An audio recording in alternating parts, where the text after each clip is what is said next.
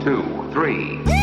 Welcome to the Smartest Amazon Seller Podcast. Here I am your host, Scott Needham. I'm an Amazon seller, a Amazon tool builder. I have an agency, and so I have so many interests on Amazon, and so many of these podcasts I put together just to for myself to learn, because I have to.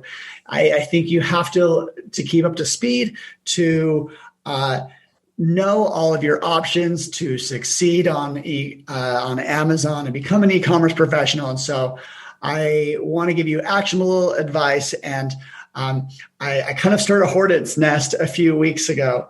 I've got a guest, Brendan Fields from Rebate. Brendan, welcome. Thanks, Scott. Thanks for having me on. So let me get a little bit of background why I have Brendan. He's got some subject matter expertise that we're going to jump into. But so I was meeting with a potential client for our agency, and they were just very interested in reviews and how to grow reviews and get really good reviews and ratings for their products. And it was clear that this was their, the decision point. And so I had to be frank with them. It's like, here's all our options. Early review program was just announced that it's going away. And I always knew that there was these alternate things. I did bring someone in to talk about, a chat bot. And there's some companies that do that. And but then also a completely different way, which people I've talked to have had a ton of success, and that's through rebates, specifically off Amazon rebates. And so I went and asked the community on LinkedIn, "Hey, are these term of service compliant?" And boy, did the answers flood in. I probably had about 50 comments and over 100 votes. And I do think that my LinkedIn network is, made up a lot of Amazon professionals, and it was split down the middle. There's a lot of nuance to the conversation, and Brendan here, he offered to talk about it. And so that's what we're here to do. So Brendan has a rebate platform. So he has, he's told me he's had this conversation many times. And so here's one more where we can understand, why rebates are a great way to juice sales on Amazon, and what you should understand if you're doing it. So Brendan, did I say anything wrong? No, you got it. Hit the nail on the head. Exactly right. Yeah.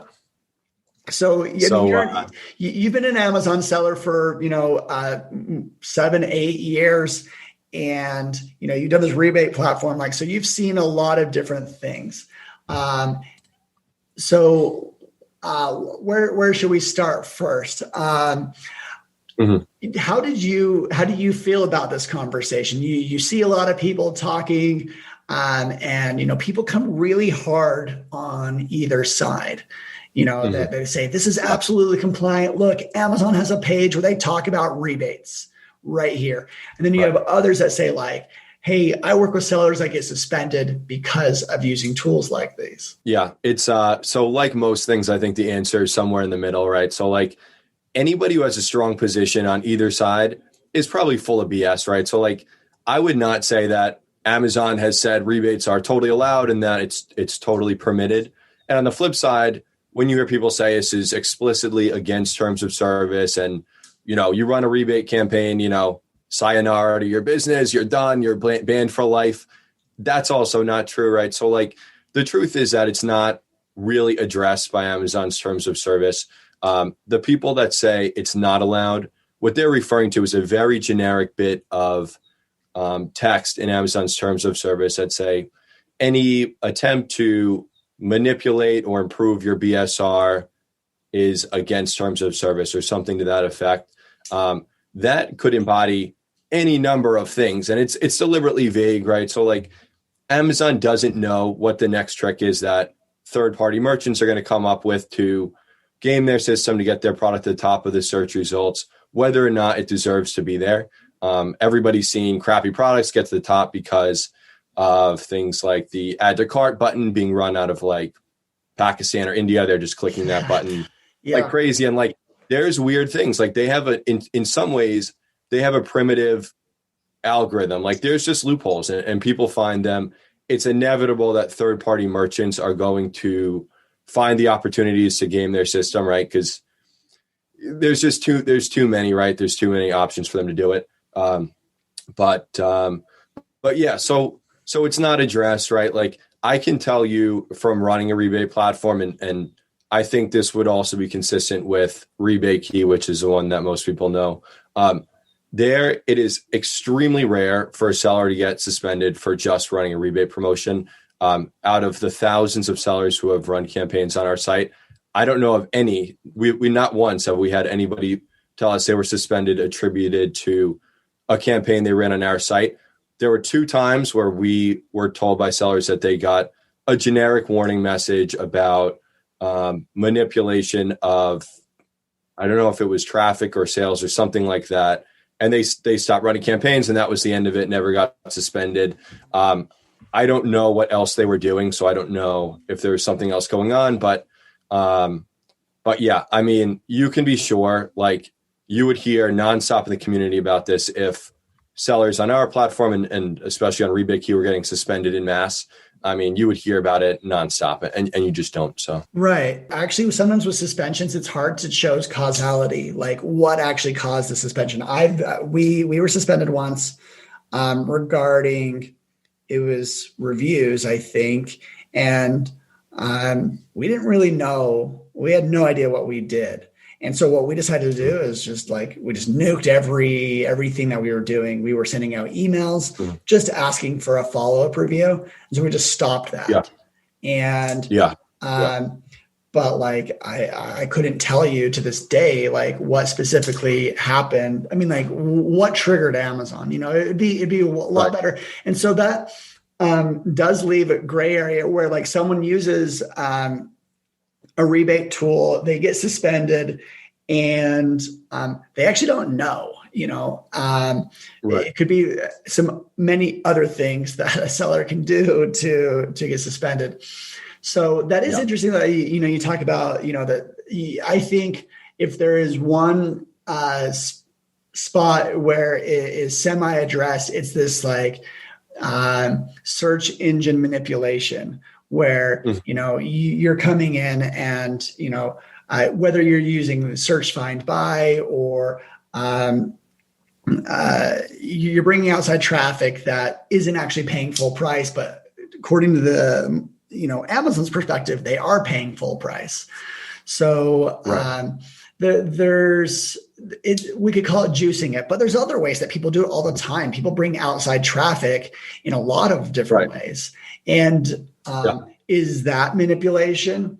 Well, it's hard to say. I've talked to Amazon employees several times on this, and one thing that they have a hard time is they can't. There's really no smoking gun a lot of times. Even if they see a product outside of Amazon and it's getting rebated, they can't connect that to the seller with 100% assurity. Yeah. Because like I can take down a competitor. I can hey, I'm going to run a rebate campaign for a competitor, send some screenshots to Amazon and get them suspended. Yeah. There was a thing, I don't know if it was Ed Rosenberger, one of the prominent lawyers posted a thing that this new tactic that was being run was buy reviews for your competitor. Like, I'm going to go on the shadiest site where I can just literally pay $100 for 20 reviews, and I'm going to direct it at your listing because you're one above me. And like, it is a thing, right? So if you make it blacklisted where you get suspended for that, that all of a sudden becomes a black hat strategy to sabotage your competition. So it's a funny idea. Yeah. That opens up a whole can of worms of what, can be done, and actually what kind of ties Amazon's arms a little bit is, they make mistakes all the time, and it's almost impossible for them to not make a mistake with the thousands of different ways. So, if I were to bring on, I've had, some consultants who have told me, point blank that they're like, I've worked with sellers that have been suspended and they would say over, rebates. So, what do you have to say about that? Yeah. So there was a long running thread in a number of the Facebook groups where sellers were reporting getting suspended for, this sounds crazy, but discount codes. Like, so you and I remember in the early days, that was the way you'd launch, right? So you'd create a 99% off discount code, you distribute it on Vipon or one of the other larger platforms, and you get a ton of orders for the net would be like 10 cents or $1 or whatever it was. And that was, Amazon had a very simple algorithm at that point where you would get, where you could get ranked by generating orders for 3 cents or 10 cents or whatever the net was after a discount. Obviously that changed. They started identifying that as not really a real order. It's a giveaway, and that is less effective to their algorithm. So there was this thread running where sellers were using these discount codes to liquidate. Like they would do a 70% off discount code ahead of a long-term storage fee, just to get rid of their inventory, like before they got charged, a large storage fee. And they were getting suspended for generating a lot of orders using discount codes, or at least that was what was speculated, was that it wasn't the type of promotion, it was the velocity, right? That it was, you were generating too many orders in a short period of time, and that triggered a suspension. And the lunacy with that is you are using a on Amazon discount code, distributing it off Amazon, but that shouldn't really matter. And if you did that too fast to too many people, at least in this, when this post came up like a year ago, there were multiple sellers that were saying, yes, this happened to me as well. So I've heard that theory that it's not about the type of promotion, it's about the velocity. And then there's a whole nother type of suspension or review, the velocity review, which I'm sure you're familiar with. That's actually usually not a suspension. It's like kind of a hold your account, but there's like all these triggers, and to add another layer of complexity to it, it seems like there's some arbitrary enforcement. And that is where the fear element comes in, because nobody can quite map out, if I do this, I will be suspended or I won't be. Are you telling me that Amazon is arbitrary in the way that they enforce their policies? I have never heard that. I've never felt that or seen that. Oh my goodness. Yeah. I actually, in some ways, it is, this is a sidebar, but like, I do think it's absurd that like a plan of action is essentially, you're just structuring words in a way that they like think it hits what they want to see. Because it doesn't necessarily mean that you have to follow that plan of action. Like that's a separate issue altogether. Right. The whole process is dripping with like unfairness, but that's another story. So we acquired a private label company in October, and I talked to him about rebate services, and he had used them sparingly. He's like, sometimes we'll just do a small one just to give it a little, to help it re-rank, say we stocked out, and he's like, just use it sparingly. And I do think that it would represent much less, a manipulation. If you were, there's a big difference between, doing 100 rebates a day versus like 20 rebates in a week. And in terms of like how Amazon would interpret that.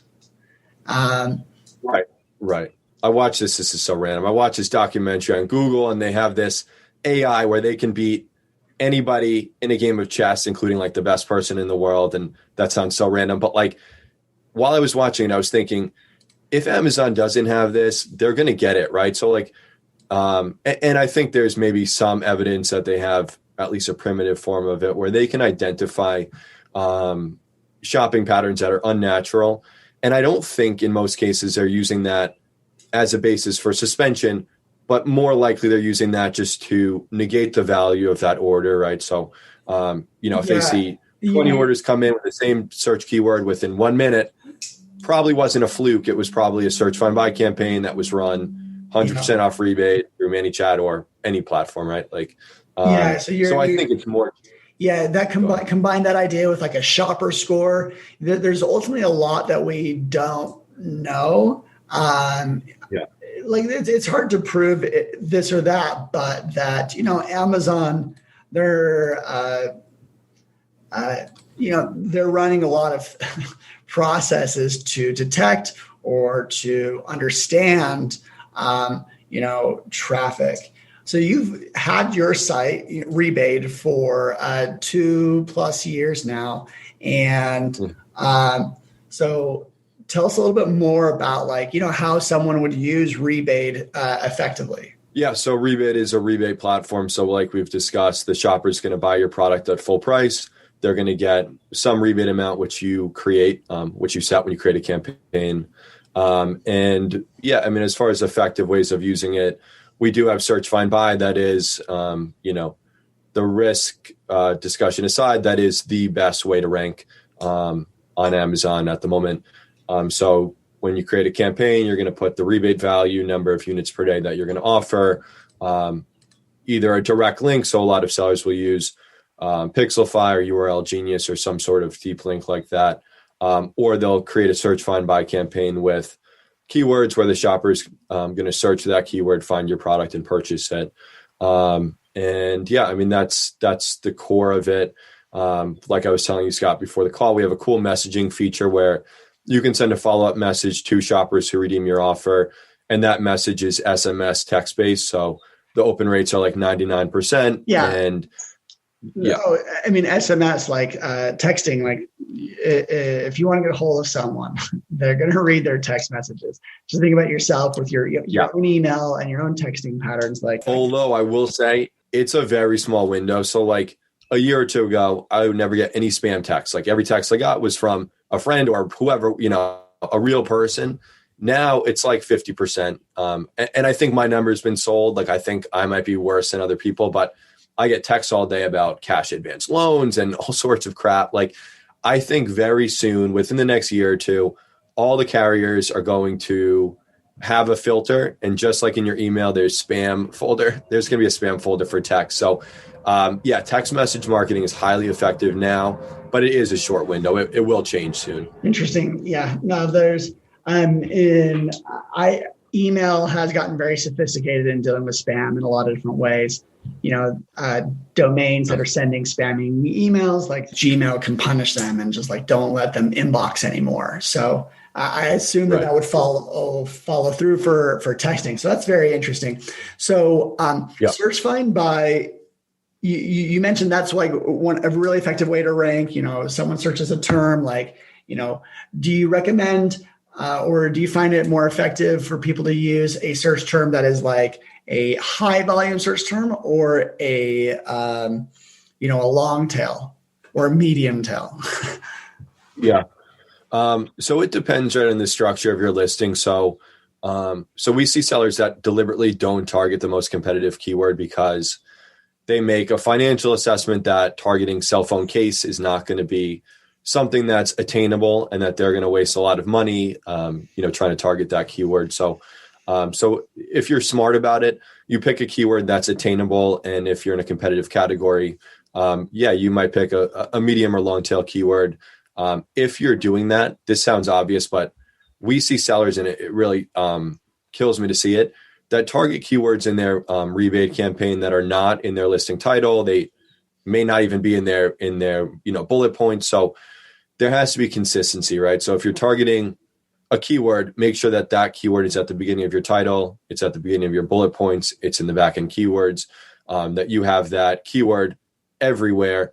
And even a step before that is, this gets a bit technical, but before you launch a rebate campaign, always launch a pay-per-click campaign on auto target.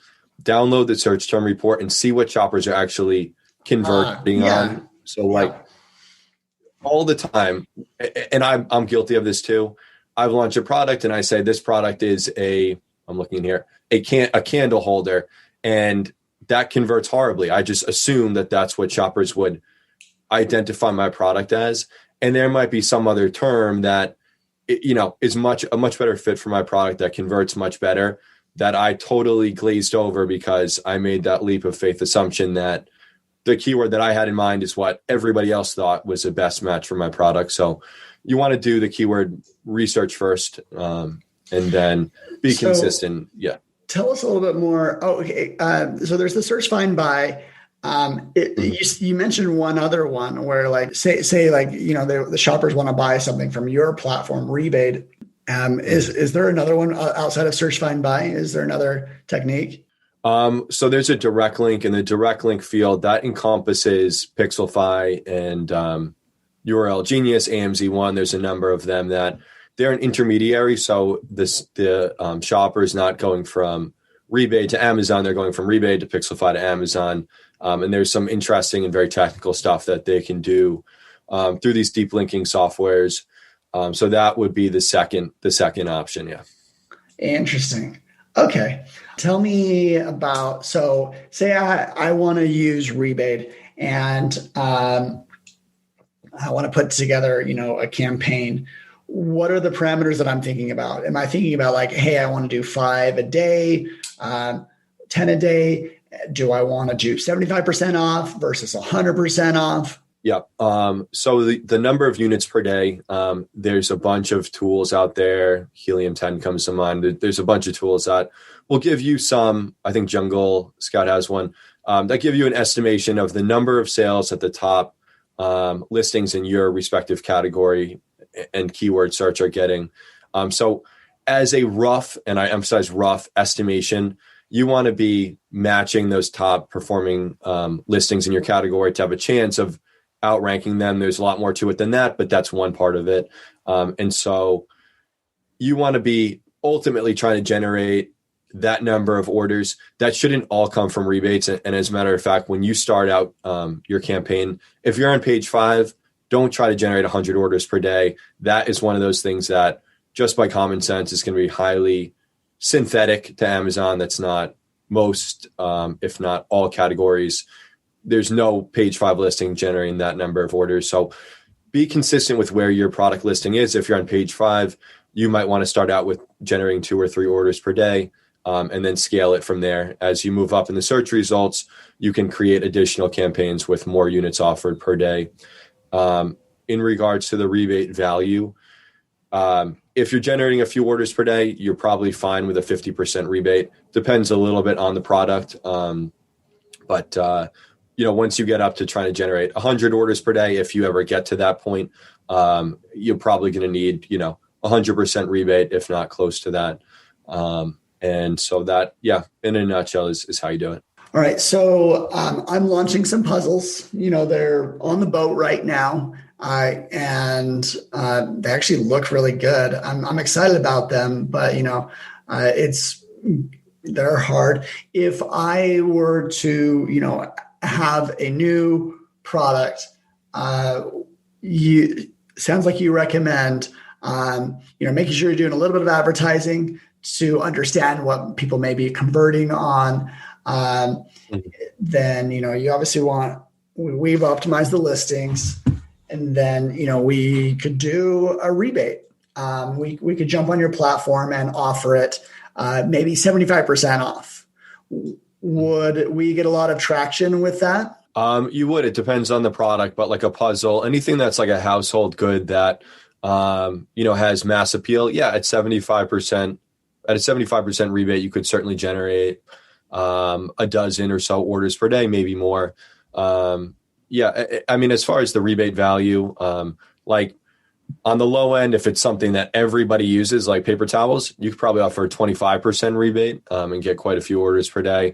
If you're selling a supplement that nobody's heard of to treat a disease nobody ever heard of, then you probably need 100% rebate. So it varies, but as a rule of thumb, 75%, you get a dozen or so orders a day.